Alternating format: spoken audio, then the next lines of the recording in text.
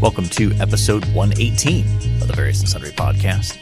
I am your host, Matt Harmon, joined live from the Vault Studio on the beautiful campus of Grace College and Theological Seminary by my good friend, my colleague, my co-host, and the man who is committed to growing the best grass in Columbia City, John Scott Sloat. It's starting to come up.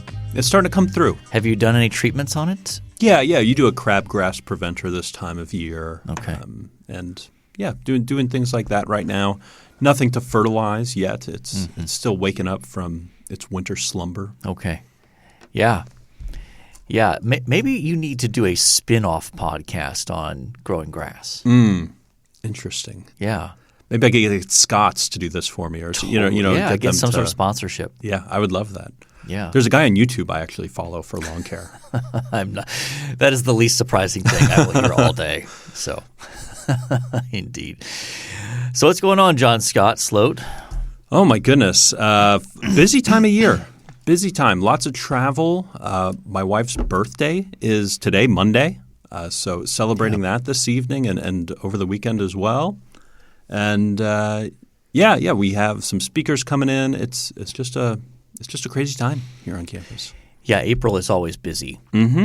You have the end of the semester crush, the end of the year crush, where people are trying to get things finished, projects finished, events are being sort of loaded onto the calendar, and yet at the same time, people are starting to make plans for the next academic year and that sort of thing. So and the summer. The summer, yes. You're not teaching anything over the summer, right? I'm not. No. Okay.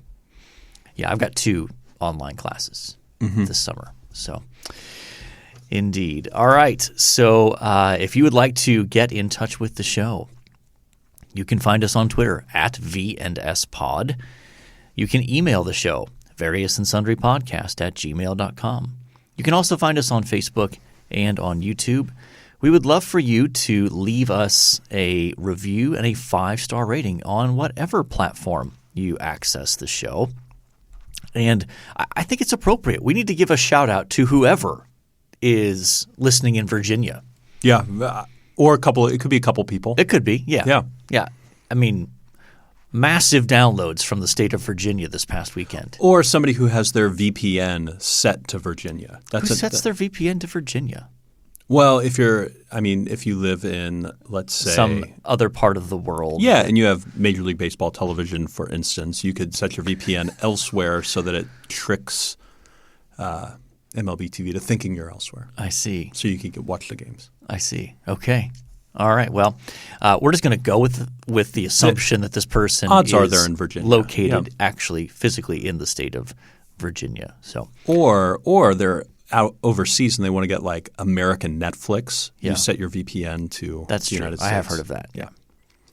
And you got to pick somewhere. Yeah, that's true. Why not Virginia? Why not? I mean, why not? 300 some downloads from Virginia. Yeah, over the weekend. Yeah, all on Amazon Music. Okay. Yeah.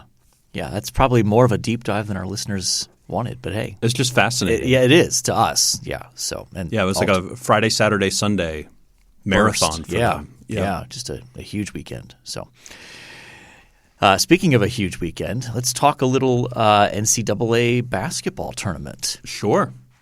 Anything in particular you want to talk? I mean, there's 2 games. There were 2 games. Yes. The initial game, Kansas against Villanova, not especially close. Mm-hmm. Kansas led by double digits most of the game, and just looked like the superior team. Really, not much. I guess that's not terribly surprising. I mean, Kansas was a 1 seed coming into the tournament, so and Villanova was a 2. But Kansas looked like definitively the best team for sure. But then the nightcap game, Carolina against Duke, the most iconic college basketball rivalry there is. Yeah, and Coach K, potentially Coach K's last game. Is his last game, right? Well, going into it, yes, potentially, yeah, yes. Yeah. Oh, I see. Yeah, I see. So, and part of the interesting backdrop was the fact that North Carolina had spoiled Coach K's final game at Cameron Indoor at Duke. And he made a speech after the game where he basically said, "This is unacceptable." And Yeah, that's going to be famous. yeah. And so, there was a lot of talk of revenge and such, but it just didn't materialize. Carolina ended up pulling out the victory. And so think about the kind of bragging rights you have if you're a Carolina fan in that rivalry. Oh, absolutely. Like you ended Coach K's career. Now, I saw a lot of to-do on Twitter about the Duke players walking out without going through the handshake line. Oh, I didn't see that. Do you make anything of that? I don't know. I'm sympathetic. Look, those are very emotional games. Sure. And the whole post-game handshake, I'm not opposed to it, but I'm also not like we have to keep this for the integrity of the game and the sportsmanship. It's fine. It really is. Like it's a nice touch. Yeah. But I'm not going to crush kids for in that emotional moment not wanting to go through. And there's also the dynamic of Carolina wants to celebrate, right? So sure. One team wants to celebrate, one team just wants to get the heck out of Dodge. And so I'm fine with that. That doesn't really bother me. I mean, it's better than taking a swing at an opposing coach. Yeah, I'd say so. And it should be pointed out, Coach K and Hubert Davis, the coach from North Carolina, did exchange a handshake immediately after the game. So, Hubert Davis, by the way, seems like a stand-up guy. Yeah, seems like a really good guy. I don't think I realized that about him. Yeah, he's getting a lot of attention. And what's consistently noticeable about him is that he will deflect attention away from himself onto his players. When people try to talk about the job he's done as a coach, he immediately deflects to, well, the players are doing this and the players have bought in and the players are executing and that sort of stuff. And I believe he was asked a question about faith at the Final Four. Yes, he was. And it was done by one of our listeners. Yes. Yes. Interestingly enough, who works in media circles and was able to ask a question. And it went sort of Christian viral. Is that fair? Among sports fans, at least? I'll take your word for it because I didn't see it. Oh, you didn't see it? I know of it, but I did not see it. So I can't speak to whether it went viral or not. But, okay. I saw it several times on Twitter over the weekend. Props to our guy. Yeah. Can we claim him as a correspondent? Yeah, I think a podcast correspondent to the Final Four. I agree. I like that. I think we should claim him as a correspondent. Yeah. Our Final Four correspondent. Yeah, Ask Hubert Davis a question about faith. I love it. I love it. We should probably notify him that he is now one of our correspondents. Do you think he could get it added to his media pass? His credentials? Yes. That would be fabulous. And then if we could get a photo of that, we should totally go for that. Yeah, that would be something. And a participator in our bracket challenge as well. Yes, indeed. I didn't do well in the bracket He did challenge. not. Well, who am I to cast stones? Speaking of the bracket challenge, so we should go through. Maybe we should go with the top 5 finishers. I mean, we can talk about our own performance. I had a dismal performance. I quite frankly, I'm embarrassed at how poorly I performed. I finished in 35th out of 40. 41. Okay, I'm not counting the person who didn't fill out their bracket. So I finished 16th. Yeah, respectable. That's respectable. Yeah, top half. Yeah. Yep. So why don't you go to the top 5? Yeah, I'm just pulling it up right now. You want me to start at 5? Yeah, let's do that. Danielle, listener to the pod, I believe Fort Wayne. Yeah, she's in Fort Wayne. She's out of Fort Wayne. That was 5th. 4th. Though we should point out, we should back up because we're recording on Monday. That's right. And so we don't know the results of the national championship game yet, even though the episode drops on a Tuesday. So by the time this episode drops, the results will be out. And I was just noticing, although she is currently in 5th. She is Kansas. If Kansas wins, she will move up to second. She will finish 2nd. So either 5th or 2nd for Danielle. Okay. And then we have Mark in Indiana. Yes. We like Mark. Love Mark. Fourth place. Third place, Jacob. I don't know who that is. I don't know who that is either. That's not my son. No. No. Okay. I don't know who that is. And then in second, Lee. I believe that's Lee from Milford. Milford Lee. Or is that – well, that could also be – Life Group Lee? Yeah, Life Group Lee. Yeah, he's in seventh. Okay. You know that bracket. Yep. And I see the descriptor. Yeah. Yep. So that's definitely Lee from Milford. So he will either finish second or third. Yeah. I think I've said this before. Lee from Milford had a yellow jacket problem. And after hearing us talk about my yellow jacket problem he came to my office to get materials to take care of his yellow jackets. And I believe it worked out really well. Yes, we are a full-service podcast. Yeah, it was. I mean, we're sending correspondence to the Final Four. We're helping people with lawn care and pest removal. I mean, our empire is growing. Mm-hmm. And the winner of the bracket, regardless whether Kansas wins or not. Because he has Kansas winning. He has Kansas winning. Grant. Yes. Grant, I believe in Indiana. Yes. Yeah. We'll get in touch. We got a couple of Grants. I mean, we have an email address associated with this, I assume, so we can track him down. But I think we know who that is. We're fairly certain. Yeah. Yeah. Yeah. We'll do some investigating. But congratulations to Grant. Congrats to Grant. And you have won a signed copy of any of my books. You name it. And I'm very excited to sign those books. Yeah. To sign that book for them. We should. We should both sign it.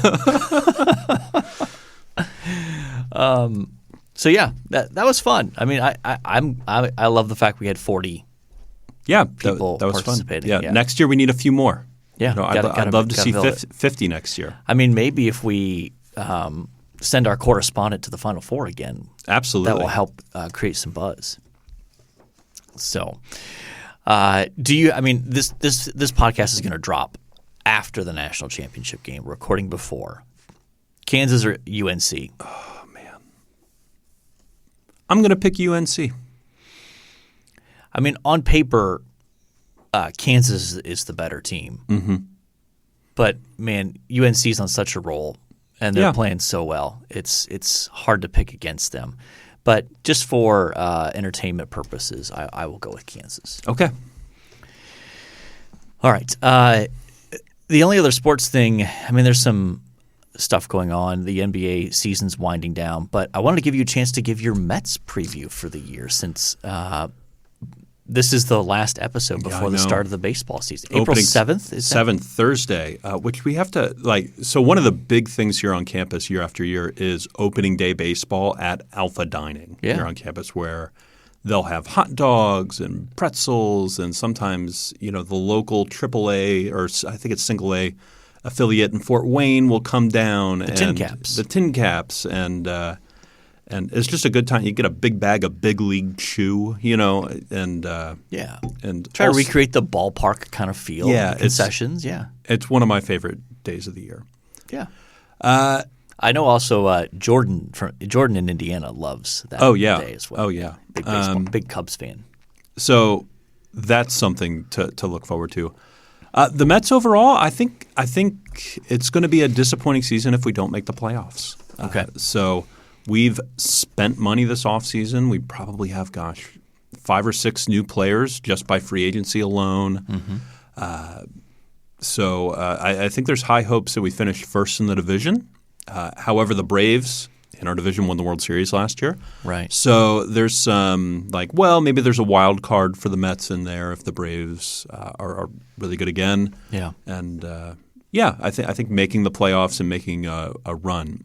If our pitching is able to stay healthy, I think we'll make a deep run. Yeah, I only catch bits and pieces, but I thought I saw something about Max Scherzer having an injury issue right now or being held out or something. So DeGrom. And DeGrom as well, yeah. DeGrom has a stress fracture in his shoulder. So they're throwing shoulder. Yep. So they're shutting him down for 4 weeks, and then he'll begin to ramp up again. Mm-hmm. And hopefully that takes care of it. But I wouldn't expect to see him until June. Scherzer said he has a tweak in his hamstring. Hard to know if he's going to be out at all. He's day to day. Okay, aren't we all? Aren't we all? We're all day to day. Yeah. Okay. But yeah, it's going to be a fun club. I mean, I don't think they've had a spring training game where they haven't put up more than 4 or 5 runs. So I think the bats are going to be electric. It's going to be a lot of fun. All right. And this will also be the debut of the Cleveland Guardians. Yeah, the Cleveland Guardians. Yeah. Yeah. What a weird. It's a strange name. Did you see the plaque on the outside of the stadium where it used to say Cleveland Indians and they just removed like the first several letters? Replaced and put in IND with GUAR. And this IN with GUAR. Yeah. Those things that are outside take a beating, and it changes over time. And you can clearly say like part of this has been outside for a long time. Another part of this is brand new. Okay. Look, folks, I'm from the state of Ohio. I have a soft spot for Cleveland, but that feels like a very Cleveland thing. Like spend the money to redo. Get 3 more letters. Yeah, 3 or 4 more letters. To redo it right.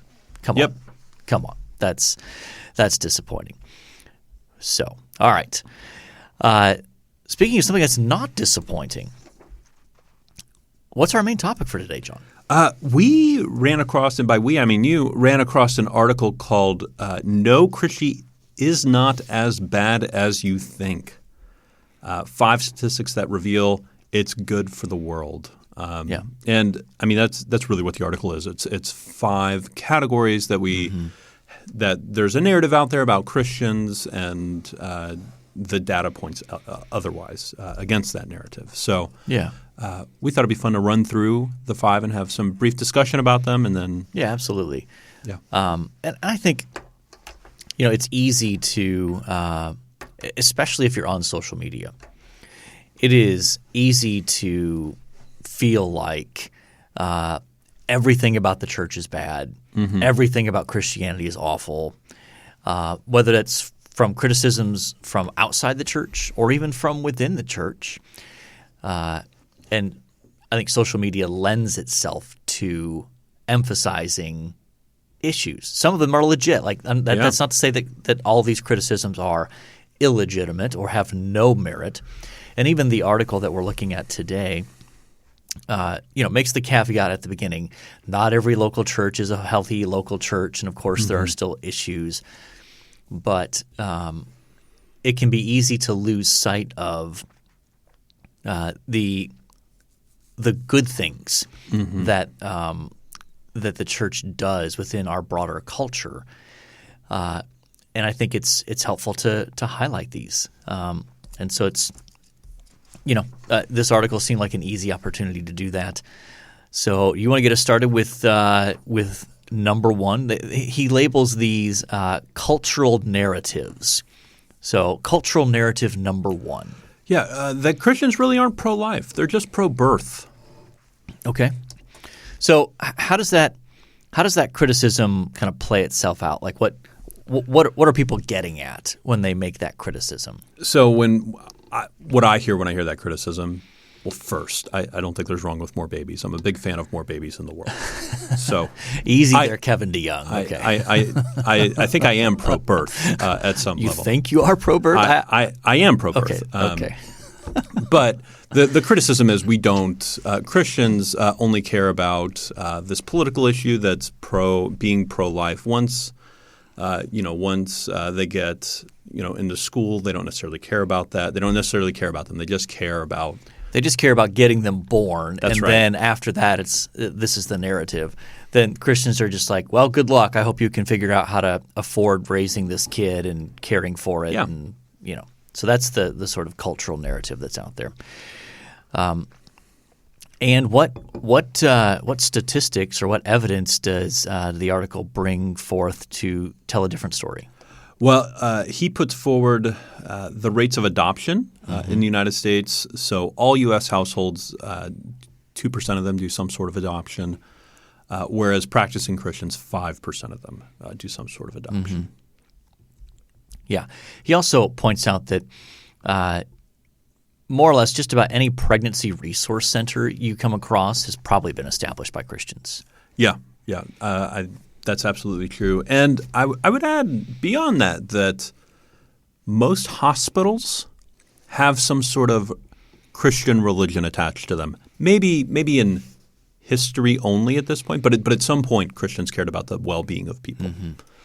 Yeah, especially private hospitals, historically speaking. But I think this is one of those where, and I know that both of us are aware of pregnancy, crisis pregnancy centers locally and in the region, and how they do a good job of not just trying to make sure that the baby is carried to term and born, but then resourcing these new mothers with classes, with clothing, with diapers. And I think the one that we're most familiar with here locally does a very cool thing where they, if a mom will take little mini classes or watch some training videos, they get credits that they can use then at the little store in-house where they can buy clothing or diapers or whatever other supplies they might need to help care for their child.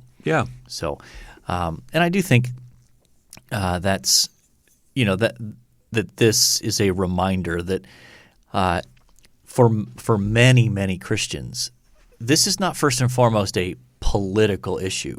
Mm-hmm. This is a moral issue to them. This is an outworking of their love for God and love for neighbor by trying to care for those in these kinds of situations. Yeah, absolutely. You ready to move on to Let's number do it. 2 here? Number 2. Culture narrative number 2, Christians are sexually repressive and anti-sex, creating a toxic purity culture. Yeah. So the whole purity culture thing has become kind of a catchphrase for criticizing Christian views of traditional Christian views of sexuality, and even the evidence put forward in this article, is a survey that apparently this is from the Institute for Family Studies and Wheatley Institute.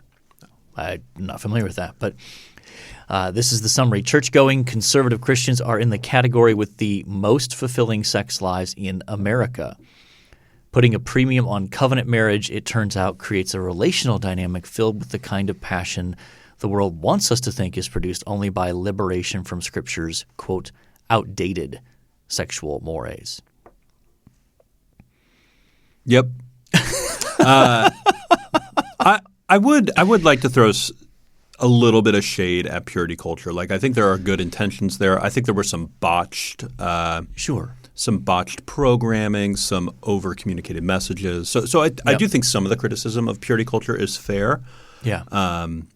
However, I think this is I think this just is further proof that couples that follow the biblical sort of foundation of sex, lifelong between one man, one woman, it creates the most fulfillment over the long term. Yeah, and this is where I think it's an opportunity to give a shout out to our own pastor, Mark.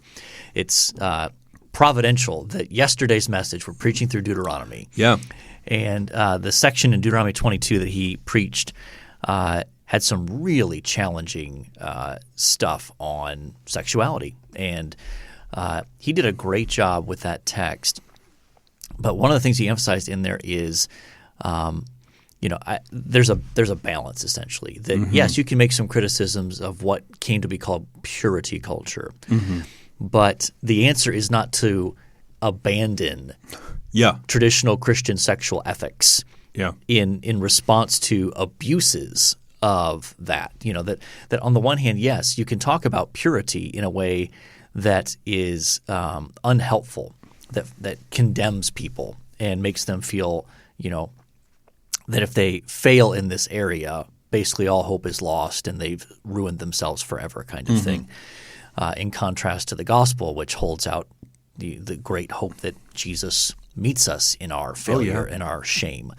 And so I think if you're interested in really the first section of that message, he talks about purity before marriage in terms of sexual conduct, and just it was really good. So if you want to go on to our church's website, Christ's Covenant Church, and look for that most recent sermon. I think you'll benefit from seeing how Mark handles that graciously, pastorally, but directly and clearly, I think. Yeah, and also from the pulpit bragged about his finish in our bracket challenge being in the top 5. So if you want to hear that thrown out during the sermon as well, Yeah, yeah. Just kidding. He did not do that. He's far too humble for that. We're going to go on to number 3? Yeah, cultural narrative number 3. Christianity is emotionally repressive and bad for your mental health. Okay. Yeah, so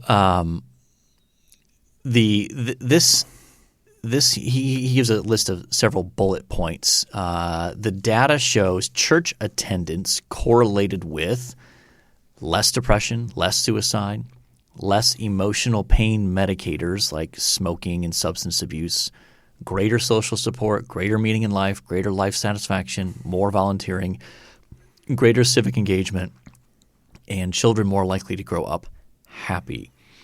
But the next stat is the shocker.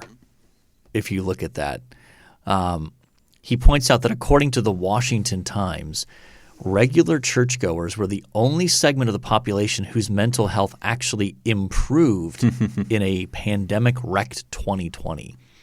That's staggering. Yeah, that is staggering. I would not have expected that. I might have expected that the decline in mental health might be less, but to say that the improved I don't know, that just struck me as. So I was at a conference this last week, and they had it wasn't last week, it was the week before. My goodness, time flies. And they had a opportunity for you to come sit with different authors for breakfast. Mm-hmm. And so I had read this author's book, and so I went and sat at his table. And he is an assistant provost at the College of New Jersey.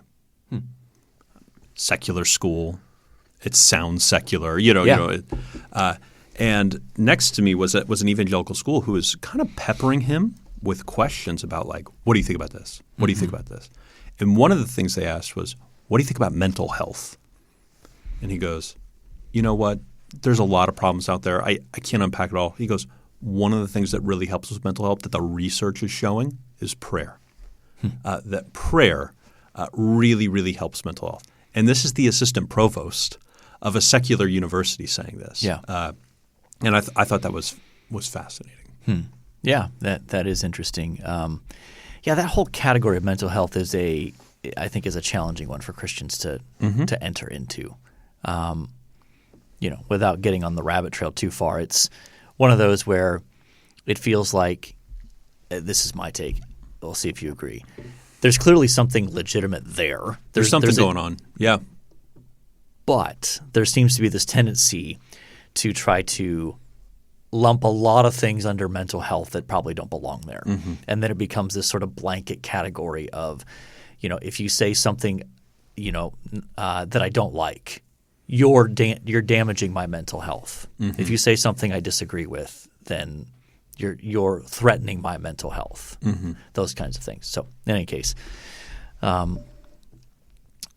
cultural narrative number 4. Christians don't care about the poor, only political power. Yeah. Yeah. That seems blatantly partisan, right? Yeah. Doesn't it? That sort of that cultural narrative, not by this individual. Sure. And he points to a couple of sources where it shows that Christians are more likely to give to the poor and more likely to volunteer. Regular attenders are. Mm-hmm. Yeah, and I also think this is an issue where the cultural narrative says if you don't advocate for increasing government spending on programs that are intended to help the poor, then you hate the poor.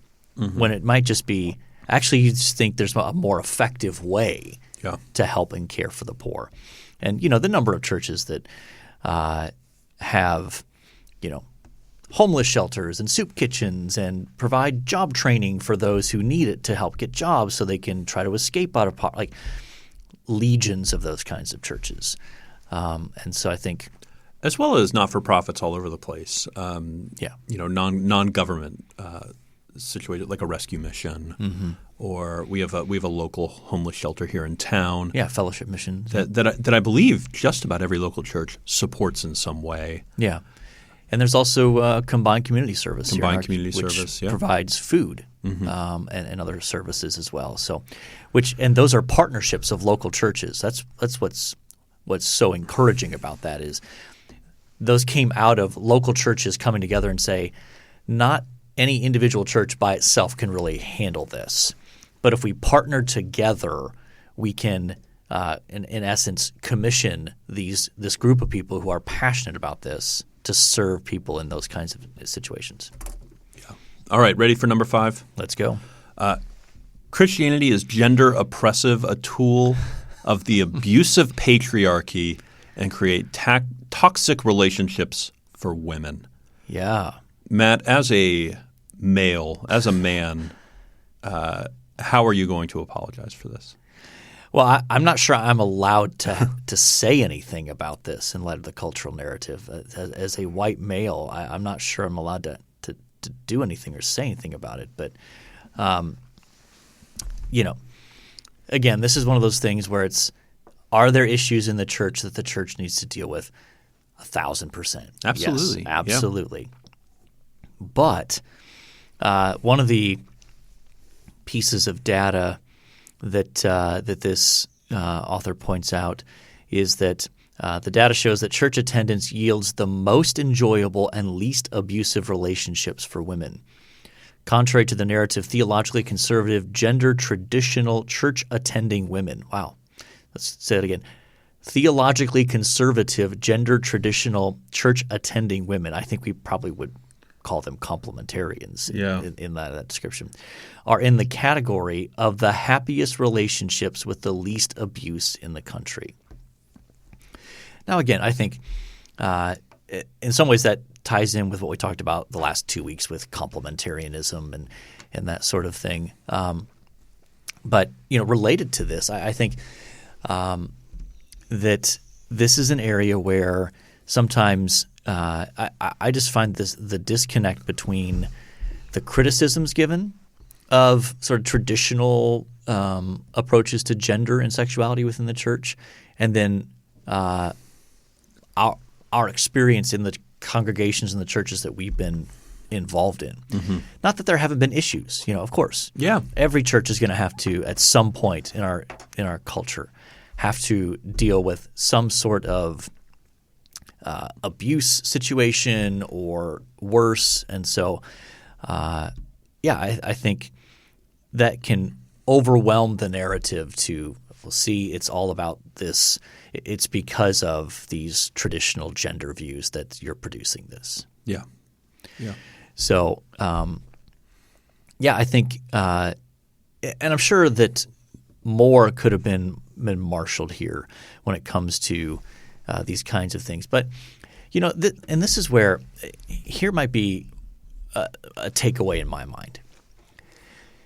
If your opinion of Christians and the church is purely shaped by social media, you do not have an accurate perception of the church as a whole. Now, you might have right information at points about certain individual cases or things, but I just find, for me, the number of times that I see criticisms on social media and stuff, and I think, I don't recognize that description of Christianity based on my own personal experience in the church. Like, I just don't. And that can be on cultural issues, that can be on political issues. And not to say that those things don't exist. I'm not saying they're made up or fake news. I'm just saying you can – social media is a great place for cherry-picking individual things and then and then casting this wide net of – therefore, all are like this. And it happens in both directions, by the way. Mm-hmm. It's not just left to right, it's right to left. Like it happens all across the political and religious spectrum, I think. Yeah. Yeah. Might be helpful to get off social media. One final takeaway maybe for this is I love beating the drum of Christianity is good for society at large. Like I love articles like this. This is all very, very helpful to me and good. I would say that the goal of Christianity is not primarily to make society better. The goal of Christianity is to make whole new people, right? To create new men and women in the image of Christ. Not primarily about this, but I think at a 1,000-foot view, making arguments like this is very helpful. Yeah, absolutely. I think it's good to be able to push back because there are plenty of critics within our culture that if at the most what they would say, or I should say at the least what they say is our culture would be way better if Christianity were relegated to purely the personal and private realm and had no say in, no participation in the broader culture. And statistics like these help us to see that when the gospel is lived out by God's people, it does produce change, not just individually and personally, which that's fundamental, but it does change neighborhoods. It changes communities. It changes cultural values, and that is historically demonstrable. Yeah. Whether you go into Africa or even other parts of the world where the gospel makes its entry and good things culturally happen, even for people who have no faith in Jesus. Yeah. We have a neighbor across the street who she is Indian. She's a believer. Her parents are not. But they will say that the British bringing Christianity into India has been a remarkably overall good thing in terms of education, in terms of healthcare, and those kinds of things, that those things follow the gospel as they come into the new areas. So. Yeah, absolutely. All right. Speaking of history, it's time for us to move on to this day in sports history on April the 5th. Okay, April the 5th. Yes. In 1967, 76er Wilt Chamberlain set NBA record for 41 rebounds. Yeah. That's a lot of rebounds. That's a lot of rebounds. That's a good week in the NBA, 1984, Kareem Abdul-Jabbar breaks Wilt Chamberlain's all-time career scoring record of 31,419 points and gets to 31,421 points. Yeah, that barring injury, that's a record LeBron's going to get in the next couple of years. Yeah. 1993, 55th NCAA men's basketball champion North Carolina beats Michigan 77-71. Tar Heels' third title. Yes, and that was over that's the infamous Chris Webber timeout game. Over the Fraud Five, please. Fraud Five. My apologies. Yeah. 2010 72nd men's basketball championship. Duke beats Butler 61-59. Blue Devils forward Kyle Singler 19 points. I think that was the game. Wasn't that the game where Gordon Hayward took a half-court shot, rimmed it out, and banked and hit the rim? Almost would have won it. Which would have been the most epic game-winning national championship shot ever. Oh yeah.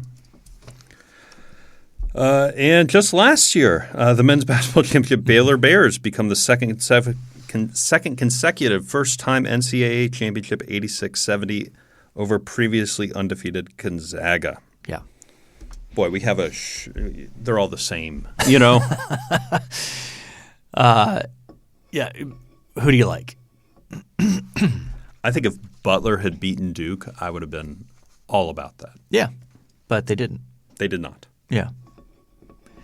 I might lean towards the Carolina over the so-called Fab Five. Okay, that's fine. It feels timely in the sense that, by the time this podcast airs, Carolina might be celebrating their most recent national championship. So let's go with that. Okay. One thing you liked? Today, Monday, so the 4th, marks my wife's birthday. So that's one thing I like this week is we'll be celebrating my wife's birthday. We did all weekend, really. Well, all weekend. We studied a lot. But studied? Yeah, she's working for a certification Oh, at okay. work. And You said we. well, and I was grading. I was Okay. grading papers. Gotcha. So Okay. studying. We worked all weekend. But got a chance to go out with my family. We'll go out with Andrew's family this next weekend. So yeah, my wife's birthday is this week. All right. Well, happy birthday to Mrs. Sloat, Dr. Sloat, Yes, Dr. Sloat. Mrs. Dr. Sloat, Dr. Mrs. Sloat. That's right. Yes. So mine is The Dropout. Now, not the podcast. So Are you watching the Hulu I'm watching thing? the Hulu thing. Yeah. Kate and I watched one episode yesterday, and it's got us intrigued. Like, it's good enough that I'm like, this is going to be worth watching, I think. Knowing the story from the podcast and the news reports certainly helps. But that's on Hulu. Now, it is TVMA. Now, the first episode, only watched the first episode, some salty language. Not pervasive, but some crude language. Well, that reflects just about everything I know about corporate America. So, Well, yeah, for sure. So, all right, we have talked NCAA tournament action. We've talked the bracket challenge. So, congratulations again to Grant. yeah. And we'll be in touch and we'll figure out which book, signed book you want. We've talked about the fact that Christianity is not as bad as you think. Talking about some of the different positive results of faith in Christ that are worth noting. We have talked North Carolina beating the Fraud Five back in 1993 and Chris Webber calling a timeout he did not have. We have talked about your lovely wife's birthday. Yeah. And we've talked about the dropout. So I think by definition, we have covered our various and sundry topics. And so all that's left to say is until next time, the Lord bless y'all real good. Later.